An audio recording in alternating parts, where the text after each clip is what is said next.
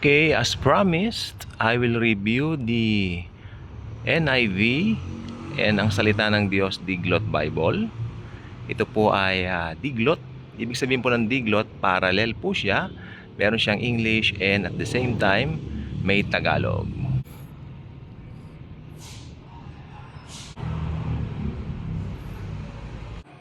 Okay, so ito pong Bibliang ito ay inilabas 2015 kung hindi ako nagkakamali. Nag-start po noon yung pag-revise nila ng NIV. Tapos popular version na po sa Tagalog noon, or should I say, nagiging popular na po noon ng Ang Salita ng Diyos version. So, pinagsama po yan until naging diglot po. Meron po kaming kabrother, meron po siyang diglot noong pang 2017. Ginagamit na po niya noong pamanata. Ako ngayon lang po ako kumuha dahil maganda rin po yung meron akong nakaredy na Tagalog at anong tawag dito? English na Biblia. Okay?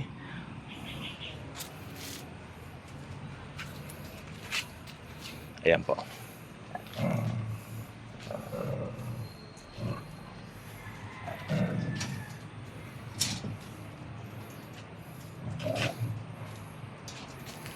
Ayan ang ating commercial.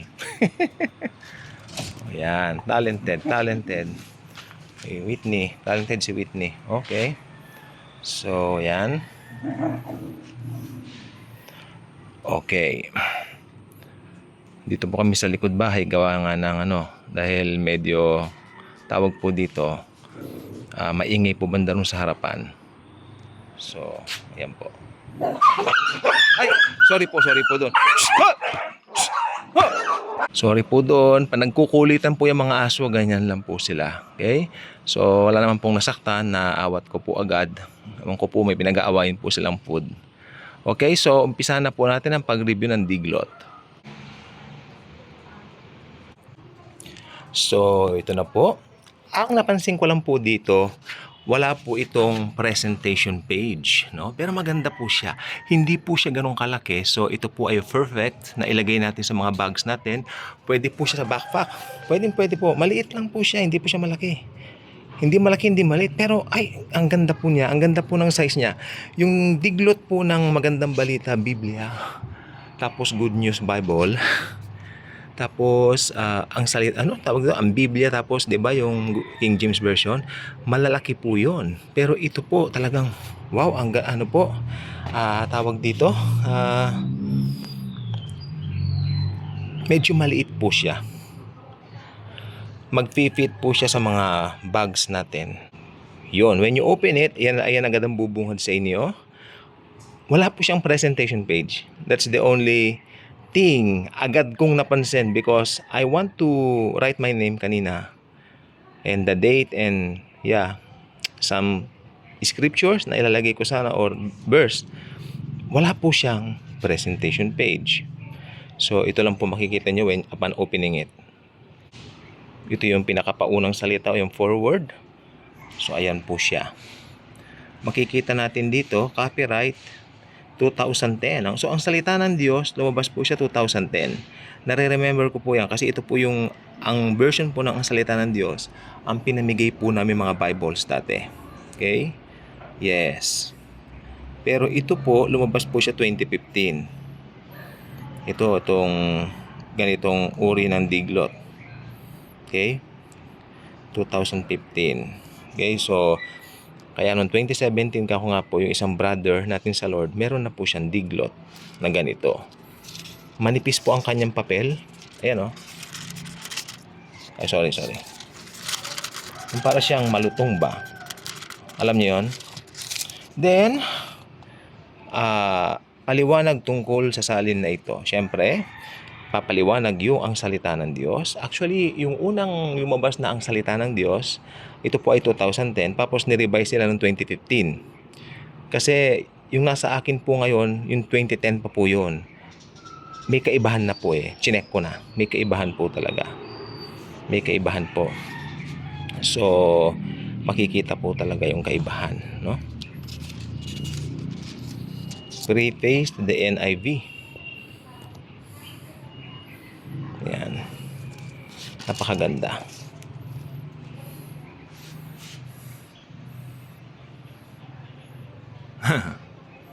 Okay. Ito yung mga nilalaman niya. Pakaganda.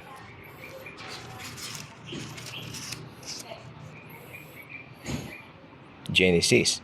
So, ang fonts po niya, very readable po, maski sa personal. I'm telling you, napakaganda po. Ito po ang perfect na laging dala-dala natin sa mga bags natin. Kasya po sa mga bags to. Oo. Lalo na kung talagang mahilig tayong magdala ng mga Bibles tulad ko. Yung libro pa rin po. Oo, nasa mga cellphones na po natin, gadgets. Pero iba talaga yung may dala tayong Biblia. No? Ayan, no? Tsaka ang salin po niya napakaganda pong talaga. Okay? Napakaganda po ng Bible na ito. At yun, iniisip ko, ano ba yung sasabihin ko? And then naisip mo nga po siya, yung sasabihin ko po sa inyo ay, ang Bibliang ito po ay medyo pricey. Ito po ang binayaran ko po rito sa Shopee, 2,450. Kasama na po rin yung shipping fee, lahat na po yon.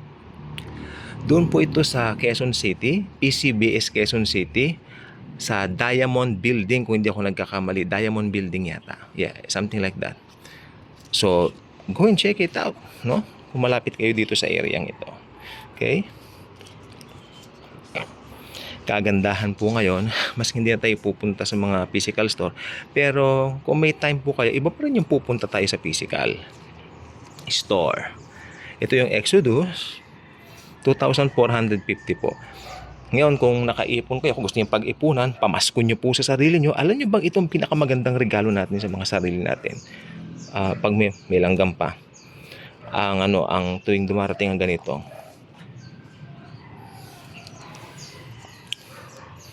mga season, no? Ito, maganda to pang regalo. Kaya gusto niyo regaluhan sa sarili niyo. Maganda po eh. Ang ganda po niya. Alam niyo po ba itong ang salita ng Diyos ay napakadaling unawain na salin? Yes.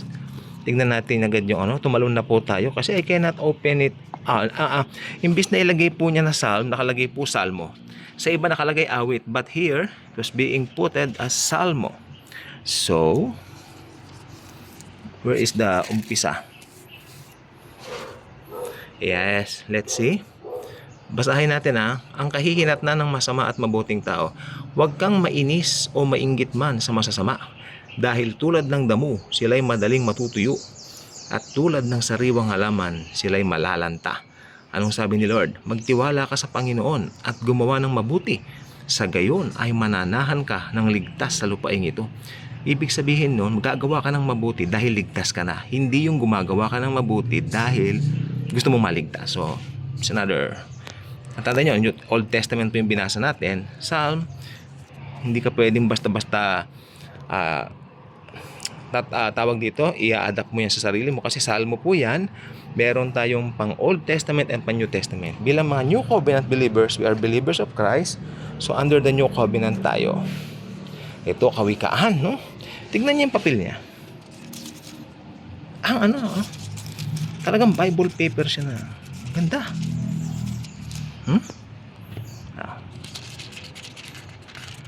Ganda. Super. Mababango po siya. Awit 6. Awit ni Solomon po yan. Kaya huwag kayo malito. Jeremias. Isaiah 61. Siyempre, paborito natin din yan. Ayan. Sabi, ang Espiritu ng Panginoon Diyos ay nasa akin. Si Jesus po nagsasalita rito, hula sa kanya yan sapagkat hinirang niya ako na mangaral ang magandang balita sa mga mahihirap. Sinugo niya ako para aliwin ang mga sugat ng puso at para ibalita sa mga bihag at mga bilanggo na sila'y malaya na. Si Jesus po yan. Nagsasalita dyan. Okay? Punta tayo ng New Testament.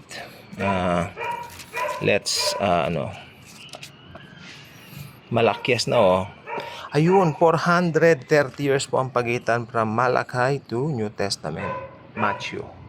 So, ang tawag nila doon, silent years, no? So, dito tayo sa Matthew. start na po ng libro ng New Testament. Pero tandaan nyo, ang New Testament nagsimula nang namatay si Jesus sa cross.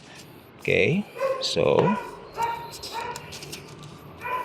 wala silang nilagay na, yan, nakalagay lang, walang nakalagay na New Testament na bagong tipan na nakalagay lang.